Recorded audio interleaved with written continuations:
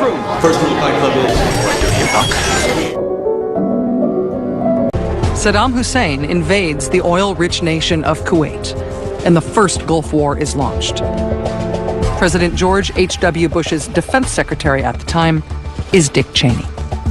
Iraq controlled 10% of the world's reserves prior to the invasion of Kuwait. Once Saddam Hussein took Kuwait, he doubled that to approximately 20% of the world's known oil reserves, and that gave him a stranglehold on our economy and on that of most of the other nations of the world as well. The president's public case for war centers on Saddam Hussein and his oppressive regime.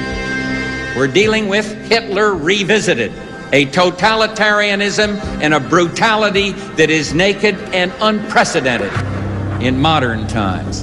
And that must not stand.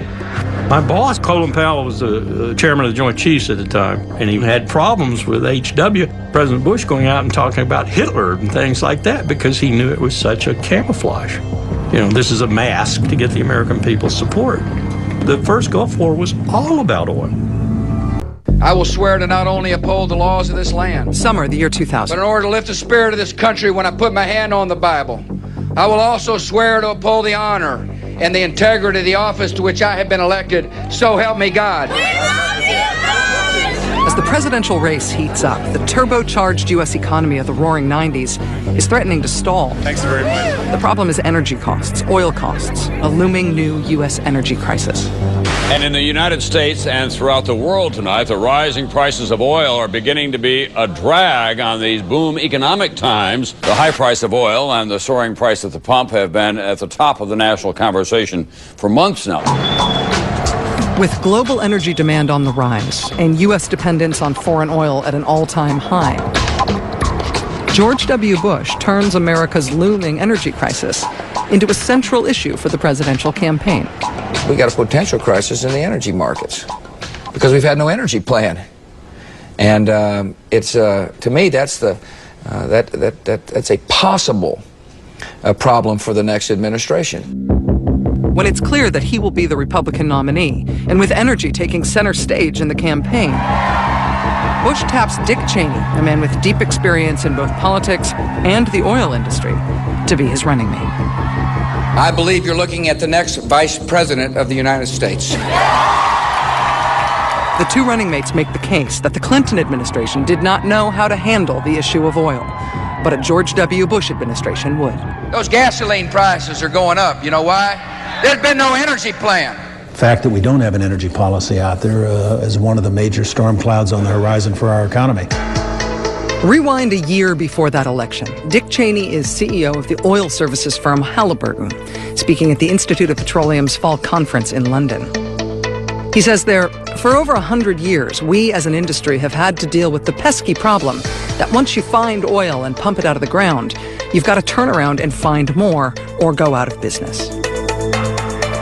Looking ahead to 2010, by which time he says the world's energy needs will have increased by millions of barrels of oil per day, Cheney asks, where is the oil going to come from? Quote, the Middle East, with 2/3 of the world's oil and the lowest cost, is still where the prize ultimately lies. Arguing that oil is the fundamental building block of the world's economy, the future vice president says governments and the national oil companies are obviously controlling about 90% of the assets. Companies are anxious for greater access there, he says, but progress continues to be slow. They sought oil that was just not accessible because of political circumstances. Oil that, if it could be accessible, was abundant and easy to market. When Dick Cheney gave that speech in London, he was talking about the industry's interests. Later, he was talking about the government's interests, but the conclusion of both of those was the same. We need to get into the Middle East.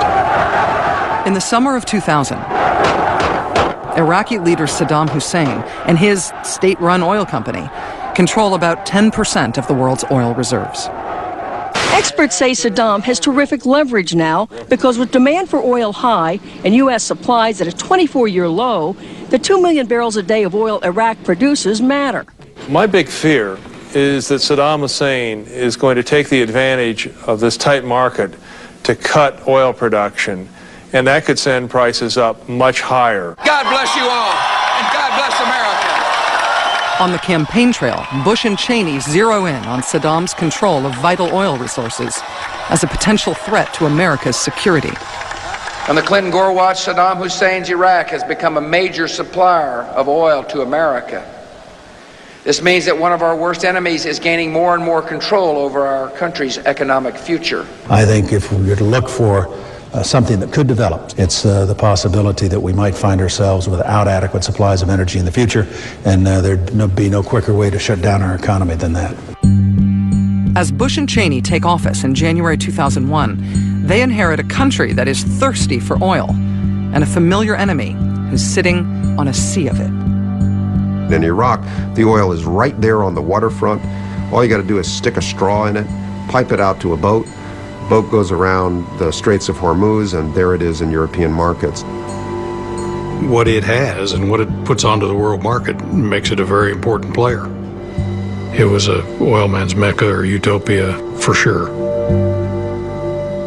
January 2001. I, George Walker Bush, do solemnly swear. George W. Bush assumes the presidency with the nation's energy concerns near the forefront. 11 days into office, Bush assembles his national security team for the first time. Along with the Vice President and National Security Advisor Condoleezza Rice, the principals include Secretary of State Colin Powell, Defense Secretary Donald Rumsfeld, and Treasury Secretary Paul O'Neill. Paul O'Neill opened up everything for the book I wrote about him in the Bush administration, including 19,000 documents. And in the first National Security Council meeting of the Bush presidency, January 30th of 2001, O'Neill arrives with Colin Powell. O'Neill sort of summed it up. Bush basically saying, I want to overthrow Saddam. Find me a way to do it. Not if, how. Saddam Hussein's past use of chemical and biological weapons and the prospect of him developing a nuclear weapon make him a prime target. As does the liberation of what Iraq has under the ground. In the first meeting, Rumsfeld says, imagine if Iraq was essentially a client state of the United States. Imagine how that would look if they were a friendly state, if we had primacy and access and maybe control of their oil fields. And Rumsfeld is pointed about this in the first meeting, in fact. Oil fields. Oil fields that will be essentially our oil fields. As the National Security Council trains its focus on Iraq, that same week, President Bush also directs Vice President Cheney to head up a high-level energy task force. Its operations are run out of Vice President Cheney's office. It was a highly secret operation, and it was arranged to be that way. They tasked these people to hide away in a room in secret, holding meetings and coming up with a policy. Cheney's task force meets privately with energy lobbyists, as well as executives from some of the nation's top oil companies. Concerns about big oil's influence in crafting U.S. energy policy will eventually lead Congress's General Accounting Office to file an unprecedented lawsuit against the White House for access to Energy Task Force records. John Dingell, who was chairman of the Energy and Commerce Committee, and I requested the GAO to do an investigation because while we were sending letters to the vice president, we weren't getting responses. They said, no, these are presidential advisors. We don't have to divulge what they're doing. Whereas if it had been cabinet agencies, they would have been forced to divulge who they were meeting with and what the emails were, what the topics were. Did we talk to energy companies? Absolutely. You'd have to be a damn fool to put together a comprehensive nationwide energy policy and not talk to energy companies. In order for me to be able to get good sound opinions, those who offer me opinions or offer the vice president opinions must know that every word they say is not going to be put into the public record. The White House battles to keep secret most task force files, and they will ultimately prevail in the courts in that fight. But administration opponents are eventually able to pry loose a number of secret task force files. Although it's not known to the public at the time, the Cheney Energy Task Force reviews this document detailing potential foreign suitors for Iraqi oil field contracts. It's essentially a list of international oil companies that are lining up to get into Iraq. The The task force also obtains detailed maps of Middle Eastern oil fields. The map of Iraq pinpoints the exact locations of the country's pipelines, refineries, and supergiant oil fields. We had oil fields we could divide up. Foreign suitors, along with American suitors, meaning major oil firms and oil contractors like Halliburton, could line up for parceling of those oil fields. None of these documents is included in the final Energy Task Force report that's made available to the public and to Congress. But it was nothing that Congress was told about, and nothing that the Energy Task Force publicly revealed. The New Yorker's Jane Mayer eventually discovers another document that hadn't been publicly revealed. According to Mayer, the classified document, dated February 3rd, 2001, directs members of President Bush's National Security Council to cooperate with the Cheney Energy Task Force, combining two seemingly unrelated fields: the review of operational policies toward rogue states and actions regarding the capture of new and existing oil and gas fields. In the first month of the Bush presidency, strategy for the potential use of military force toward rogue states and gaining access to new oil fields are melded together. If you look at the nexus of rogue states and seizing and capturing and controlling oil assets, there aren't too many states in the world that fit that definition. Iraq stands at the top of the list. I mean, that's like saying, okay, do a little planning on Iraq. This January 2001 report, also reviewed by the task force, warns that with global oil demand skyrocketing, oil-rich Iraq may not be able to build the infrastructure necessary to meet the upward curve in energy demand. The report says the decades-old sanctions against Iraq are keeping much of that country's oil from getting to Western markets. The demand for world oil was so intense that you really needed to unlock all of the supply you could find. And at that time, the sense was that both Iraq and Iran were the two sources of really bottled up supply that was irrationally off world markets. Another report reviewed by the task force just a few months later promises that Iraqi reserves represent a major asset that can quickly add capacity to world oil markets.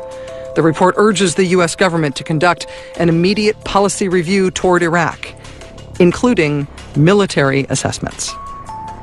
All of this months before 9/11.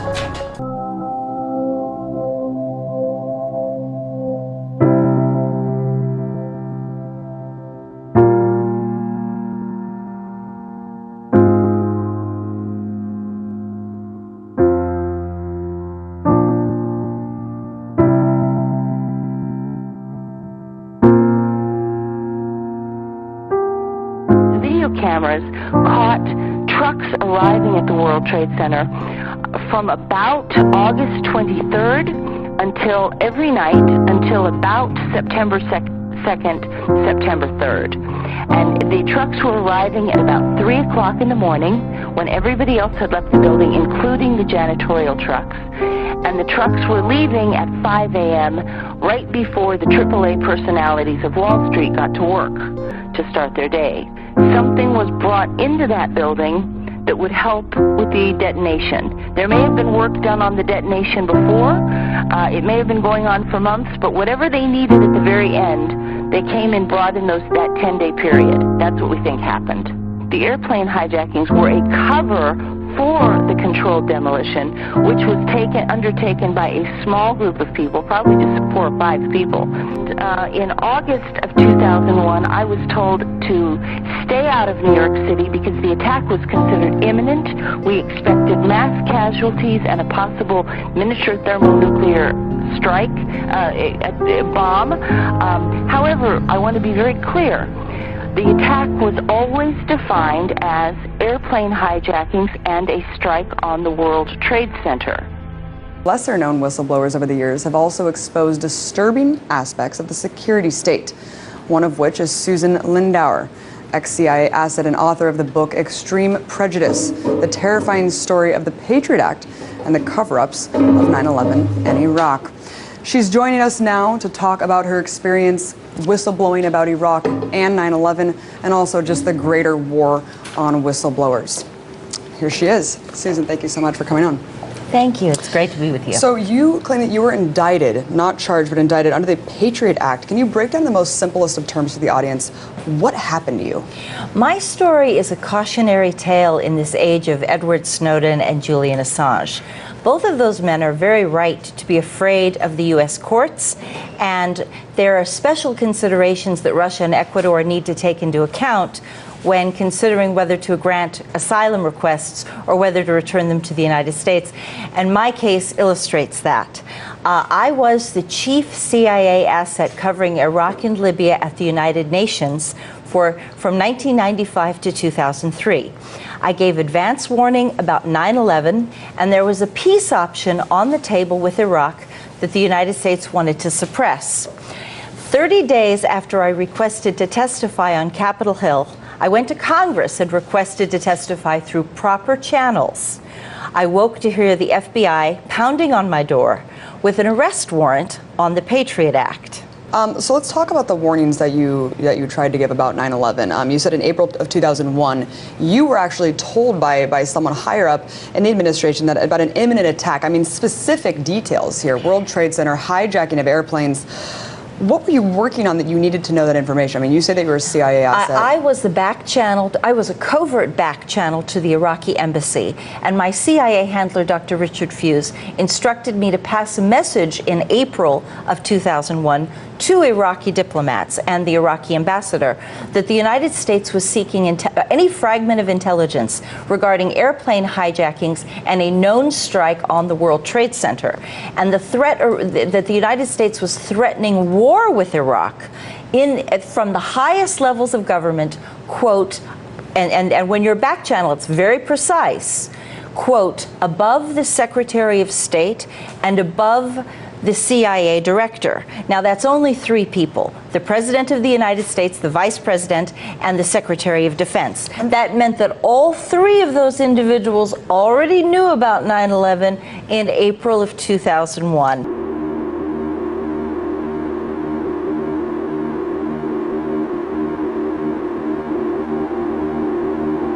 I found my thrill on Blueberry Hill.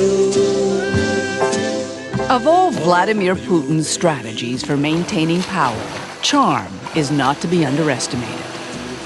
He seduced Russians with carefully crafted imagery, the West with promises that he was a man they could do business with. On Blueberry Hill. George Bush famously came to that conclusion after simply looking into his eyes. Russia in the 90s was a desperate place. The certainties of the old Soviet system were gone. What would replace it wasn't clear to anyone. Least of all to a young ex-KGB officer named Vladimir Putin. In 1990, he'd returned from a posting in East Germany and was out of work. In 1999, Yeltsin not only made Putin prime minister, but declared him his successor. But there was a problem. Before Putin could get down to the business of protecting the Yeltsin family, he had to get elected, and Russians had no idea who he was. In the fall of 1999, the national interest appeared to be in peril. Bombs obliterated 4 apartment buildings in Moscow and other cities. Hundreds of people killed in their sleep. All of a sudden, an unknown prime minister was everywhere, the embodiment of Russian anger and revenge. Мы будем преследовать террористов везде. В аэропорту, значит, вы уж меня извините, в туалете поймаем, и в сортире их замочим, в конце концов. Все, вопрос закрыт окончательно.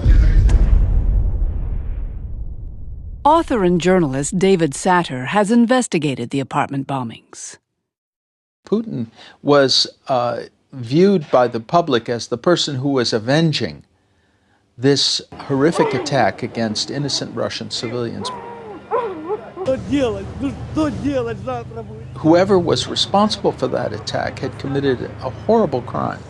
And by placing himself in the center of the effort to avenge that crime, Putin managed to gain a lot of instant popularity. His first act was to point the finger at Chechen separatists.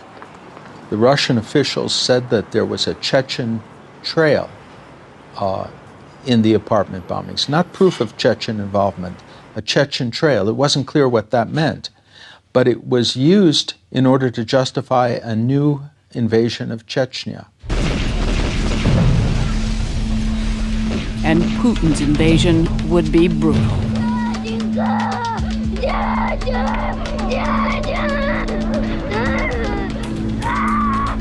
In Chechnya, thousands would die. In Russia, he would become a national hero.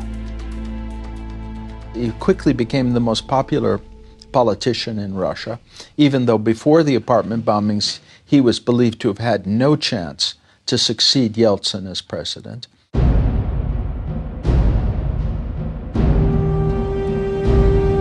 If it was a strategy, it worked. 6 months later, Russia had a new president, a modern man, the world thought, ready to take his country into the future.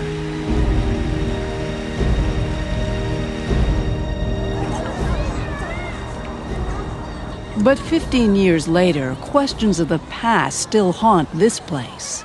It's a monument to those who perished in the apartment bombings. Why they died and who was responsible have never been adequately answered. Mikhail Trepashkin was hired by one family to try. He's a former KGB officer himself and a lawyer who had his own doubts about the official story, doubts that only grew when he saw the reaction of his former security service colleagues. They were telling me, don't dig into it, otherwise you will get imprisoned yourself.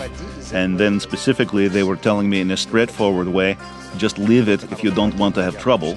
And I was saying that, well, I'm the former investigator and I have experience and I can help. I can run my own investigation. But there would be many obstacles put in his way. The Russian government destroyed all the evidence in the case of the earlier bombings. No sooner had the bombings taken place than bulldozers showed up to remove the rubble, including human remains. And in that case, they destroyed the crime scene. But then something else would happen, far away from Moscow, that would cast even more doubt on the government's explanation of what happened here. In another apartment building in another town, residents noticed strangers putting sacks into a basement there. The residents called the police called the bomb squad, which quickly discovered that the sacks marked sugar, in fact contained the same explosive that had been found in the Moscow bombs. It was a military-grade explosive called Hexagon. The detonator was one commonly used by Russia's military as well. But what really cemented the scandal, the strangers who'd placed the bomb. Under questioning, they admitted they were secret agents of the FSB. Before becoming Yeltsin's prime minister, Putin had already served as head of the KGB's successor agency, the FSB. I think the fundamental point about Putin is his KGB training. Ed Lucas is an author and senior editor at The Economist magazine. He specializes in Russian affairs. And this organization attracts a particular breed of people, tough, unscrupulous people. And it trains them in a way that makes them even tougher and even more unscrupulous. They have ways of persuading people, of bending them to their will, of playing all sorts of psychological tricks and games. Tremendous sense of self-righteousness that they alone are the true guardians of the national interest. To murder your own citizens as they sleep in their beds for political reasons, how do you wrap your head around that? On a personal level, I think it is an example of evil. The suspicion that the Kremlin itself was responsible for killing so many has been raised in several documentaries and books and investigations. But Putin has called the charge utterly insane. In trials that were widely questioned, a number of people were convicted of the bombings, none of them Chechens or members of the FSB. Since then, it's proven dangerous to ask questions. People who tried to investigate the apartment bombings, in many cases, ended up dead. The list is long. Sergei Yushchenkov, a Russian politician who headed an investigative committee, gunned down outside his home. Anna Politkovskaya, a well-known journalist and Putin critic, also killed in her apartment's elevator. And Alexander Litvinenko, a former SFB officer who publicly accused Putin of ordering the bombs, died in London poisoned with polonium. Each of the murder investigations remains clouded in suspicion. Sergei Markov is a longtime Russian analyst authorized to speak on President Putin's behalf. There have been a number of credible investigations that have concluded that this was the work of the FSB and could not have happened without the knowledge of Mr. Putin.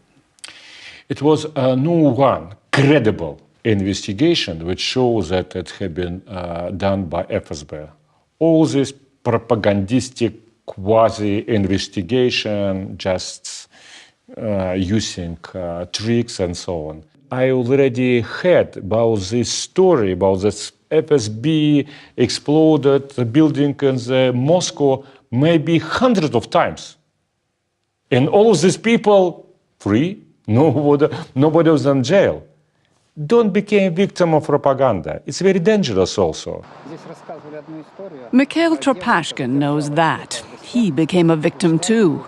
1 week before he was to report his findings to a parliamentary investigation, he found himself pulled over at a highway roadblock.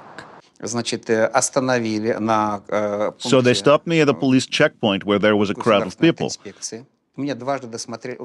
They checked my identification twice and checked the car, and they didn't find anything. And when I was closing it, one of the officers threw in a bag, and I told him, "That's not mine. Why are you putting that in my car?" He opened the bag and said, "Here is the gun. Here is the gun." And I was immediately arrested. Tropashkin was sent to prison for 2 years. After his release, he continued to speak out about his investigation and was jailed for 2 more years. Well, the apartment bombings, they cost thousands of innocent lives, both Russian and Chechen, by starting a new war.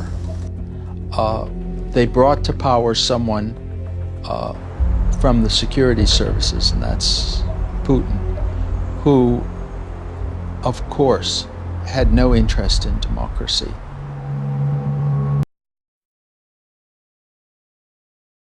Hi, I'm Ed Asner. Architects and engineers of today use computers to design and engineer buildings that will endure the forces of nature, such as earthquakes, fires, and hurricanes.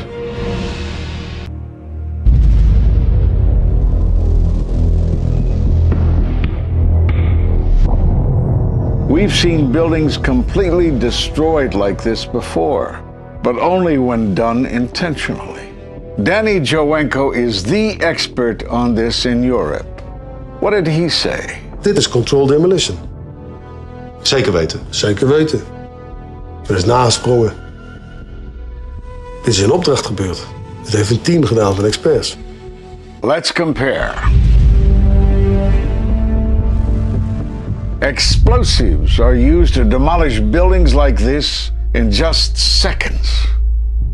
Okay, so it's a controlled demolition. What's the problem with that? Well, it happened on the afternoon of 9/11 at the World Trade Center. Let's just think about this. Controlled demolitions cannot be engineered and rigged in a day. It takes months. And therefore, this event must have been planned in advance. We heard this sound that sounded like a clap of thunder. It looked like there was a shock wave ripping through the building, and the windows all busted out. About a second later, the bottom floor caves out. The building followed after that. He takes his hand off, and you hear 3, 2, 1, and it was boom, boom, boom, boom, boom. And these reporters recognized it as a controlled demolition. And I turned in time to see what looked like a skyscraper implosion. It looked like it had been done by a demolition crew. The whole thing just collapsing down on itself. For the third time today, it's reminiscent of those pictures we've all seen too much on television before, when a building was deliberately destroyed by well-placed dynamite to knock it down. It was almost as if it were a planned implosion. It just pancaked. So what's the problem if this was a planned demolition? Well, we are told by government agencies that this building came down as a result of normal office fires. The National Institute of Standards and Technology produced their final report in 2008. World Trade Center 7 collapsed because of fires fueled by office furnishings. It did not collapse from explosives or from fuel oil fires. But what do you think brought down the building? And what caught my eye is more than 1,300 architects and engineers examine the evidence about Building 7's collapse and disagree with the official report issued by the National Institute of Standards and Technology. I certainly am much more open-minded about it than I was, and it is because of the involvement of the 9/11 families and all these engineers and architects. After reviewing hundreds of fires, I could find only 3 occurrences of fire bringing down a steel-framed high-rise in all of history. And all 3 were on 9/11.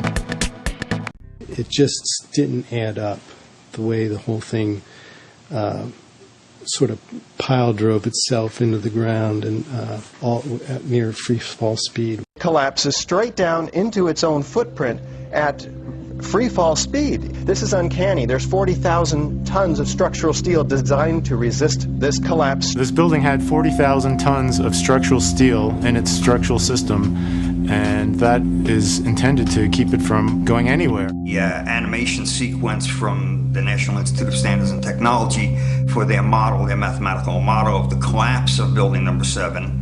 And they have the inside members, that one column gave way, which they claim resulted in the collapse of all the surrounding members, and then this precipitated a global collapse. This would just not be physically possible for a gravitational collapse. According to NIST, the failure occurred at column 79 on level 12. This means basically they're talking about a single columnar collapse or failure that resulted in a total collapse of the building. That just does not make any sense. Regardless of the engineering, the logic tells you that if you have a single failure at some random point in the building, that the entire building is not going to collapse.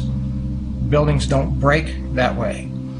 The story that just a few columns can cause a synchronized global collapse, an implosion, is, well, that's just nonsense. The exterior columns on the outside as well as on the inside at the bottom would have to be severed almost at the same time. The building would want to topple over. It would want to bend over that weakened area and topple over sideways. What we saw the structures came straight down upon itself.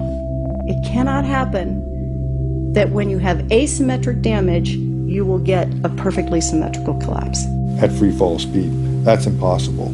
That's a violation of the fundamental law of physics that says that for every action, there's an equal and opposite reaction. If you took a billiard ball and dropped at the height of the Twin Towers, and you just merely stopped it and started at every floor in free fall, it would take over 1.5 minutes to reach the ground. The buildings were down in 10 seconds. Buildings just don't behave like that. If floors fall, they tend to fall and are braced by the floor directly beneath it. And there's some delay there. And then the next floor falls with 2 floors, and there's some more delay. The buildings actually accelerated as they came down, meaning they were not getting resistance from these massive columns in the center of the core of this building. And when it's all finished, the outside walls from the lower floors are piled one on top of the other right in the middle of the building. So it's fiction to say that a building as modern as World Trade Center 7 comes down with no resistance. Doesn't add up. The official explanation was dead wrong. Just not possible. Not possible. Just doesn't make sense. It's not how it works. It can't happen. Never before in history. It just can't happen. Well, that's just nonsense. And that cannot happen. Couldn't happen. It's fiction. There's definitely much more going on than just fire. This was a controlled event. The symmetry is the smoking gun. In short, the evidence is clear. We are witnessing not the collapse of a building, but its demolition. Now there are more than 1,500 architects and engineers who say that it could not have been brought down by office fires. They are backed by 9/11 family members who are calling for an independent, unbiased investigation. I'm Richard Gage. Fires have never before caused the collapse of any skyscraper, even though there are numerous examples of much hotter, larger, and longer-lasting fires in these buildings. And in the case of Building 7, the fire that NIST said started the collapse had actually burned out over an hour before. It could not have caused the collapse, as NIST claims. Yet this 47-story, modern steel-framed skyscraper, which was not hit by an airplane, collapses mostly into its own footprint like a house of cards, as fast as a bowling ball falling off the side of the building, in just under 7 seconds. Listen to the experts. Building number 7 descended in free fall for the first 100 feet, which means that there was absolutely no resistance to the descent whatsoever. NIST has admitted it went into free fall for 8 stories. And going from motionless to free fall instantly, that's a bothersome part of the puzzle because NIST never explained it. We've got a building that came down in its own footprint, so all of the columns really needed to be severed at the same time in order for that structure to fall the way that we saw. The symmetry is the smoking gun. The whole building completely comes down in one continuous motion. There couldn't have been any structural resistance. According to NIST, the failure occurred at column 79 on level 12. They're talking about a single columnar collapse or failure that resulted in a total collapse of the building. It is possible that you could have a local failure as a result of a connection failing. But the likelihood of that failure dragging the entire building in such a fashion that all the columns would fail at the same time is an impossibility. Impossibility? Yes. What I saw, it was a classic implosion. The center of the core, the penthouse area, starts to move first, and then the building follows along with it. In an office fire, you cannot generate enough heat to melt steel. And yet we have evidence of molten iron. R.J. Lee Company, USGS, and Dr. Stephen Jones's work, all 3 separately found these microspheres. In the dust, we found what we characterize as unreacted thermitic material in the shape of some very tiny red-gray chips, which have different properties, and in the reaction they produce molten iron, which is the prime indication of a thermitic reaction. And such a reaction can be used to destroy steel structures.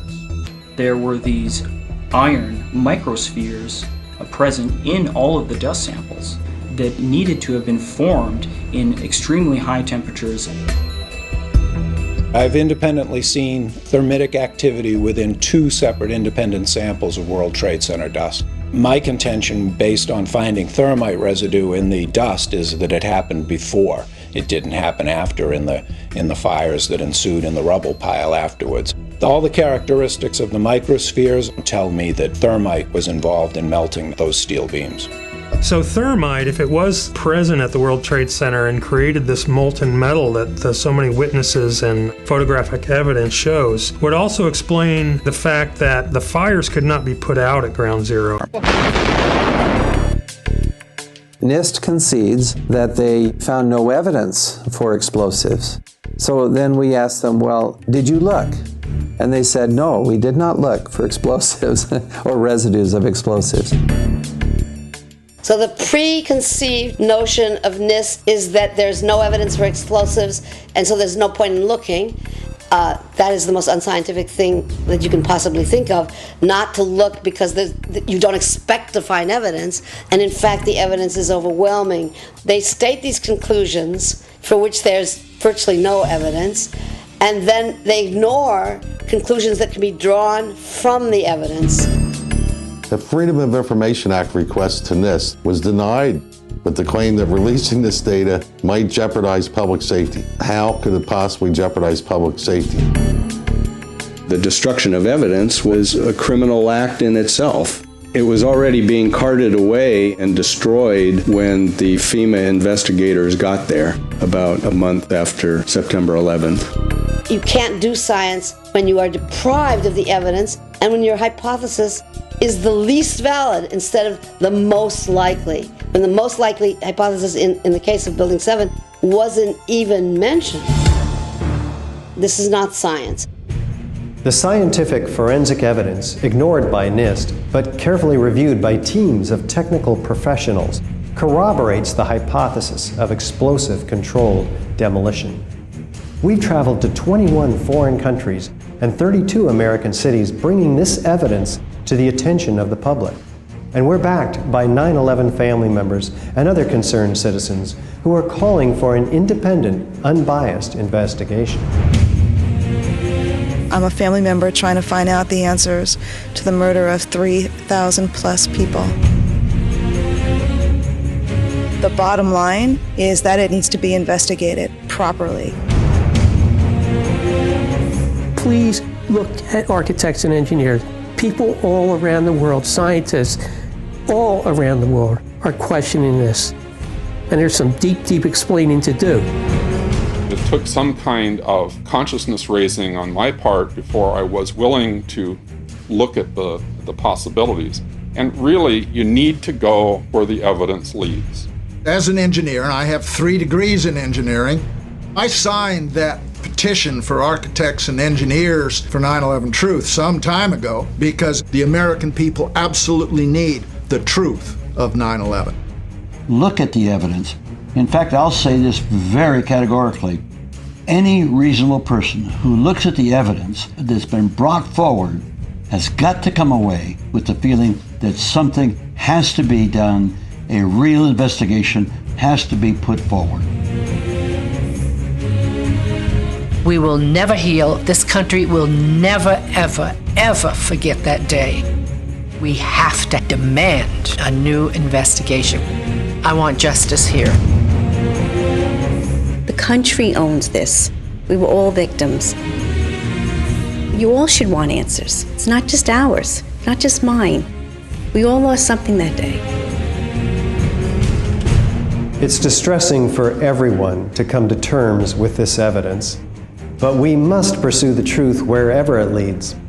Look at the evidence and decide for yourself.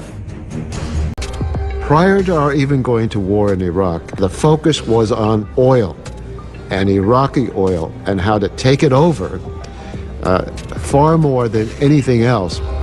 In public, Bush administration officials continue to maintain that oil is not a factor in their war deliberations. In this Infinity CBS radio interview broadcast on C-SPAN, Defense Secretary Donald Rumsfeld is pressed on that issue. Mr. Secretary, what do you say to people who think this is about oil? Nonsense. It just isn't. There are certain things like that, myths that are floating around. I'm glad you asked. It has nothing to do with oil. Literally nothing to do with oil. Behind the scenes, though, planning for Iraq's oil goes into overdrive. As all of this detailed planning is going on in private, the Bush administration's public argument for war is about everything but oil. His regime aids and protects terrorists, including members of Al-Qaeda. The weapons he is developing could well fall into the hands of terrorists who might be able to use them. The lives of Iraqi citizens would improve dramatically if Saddam Hussein were no longer in power. Is a highly regarded former CIA energy analyst named Robert Ebel. And so we're going to bring together all these senior ex-Iraqi oil officials, and we're going to have them prepare a report on the future of oil in Iraq. The idea was to go into Iraq to remove Saddam Hussein and his government. Once that job is done, then it's about oil, period. Let me first of all deal with the conspiracy theory idea that this is somehow to do with oil. There is no way whatever, if oil were the issue, that it would not be infinitely simpler to cut a deal with Saddam, who I'm sure would be delighted to give us access to as much oil as we wanted if he could carry on building weapons of mass destruction. We were spending more time thinking about how to deal with the oil fields in Iraq than we were about our own troops when we went to war in Iraq. All Iraqi military and civilian personnel should listen carefully to this warning. In any conflict, your fate will depend on your actions. Do not destroy oil wells, a source of wealth that belongs to the Iraqi people. As the invasion of Iraq gets underway, months' worth of detailed planning aimed at securing Iraq's oil resources gets put into action. We have soldiers from the 173rd Airborne Brigade who are guarding key facilities in the oil fields right now because we know we want to get the oil flowing as soon as possible. As the U.S. military arrives in Baghdad, with heavy looting underway, Marines protect Iraq's oil ministry, to the exclusion of other critical Iraqi government buildings and institutions. We let the museums go, we let the art and culture go, we let the telephones go elsewhere, we let the administrative offices go, Ministry of the Interior, Ministry of Justice, we let all those things go, and we protected the oil ministry. Iraq's easy oil is finally getting to market. Iraq in 2012 produced more oil per day than it had at any point in the previous 3 decades. It's now on track to become the world's second largest oil exporter, behind only Saudi Arabia. After spending many years in the military doing war planning for the region, it'd be risible for me to say it wasn't about oil. Of course it was about oil. The Iraq war was presented to us to stop Saddam Hussein from getting weapons of mass destruction. We know now that to a great extent the war in Iraq was about oil. We didn't go into Iraq to get the access to the sand. We got into Iraq to get the access to oil, period. U.S. interests in the Persian Gulf region are always first and foremost about oil. Oil and war mix, and they're mixing today, and they're going to mix a lot more. In the aftermath of 9/11, much has been left unexpressed. The presentation you just experienced may have raised further questions and even emotions that have perhaps been dormant for years. 9/11 is a shared event for not only the people of the United States, but also of the world. The truth and the nuances surrounding the event itself mostly have been left either untouched or left up to those that feed a storyline. It is up to us, the people of the world, to choose where we go from here. We have to demand a new investigation. I want justice here.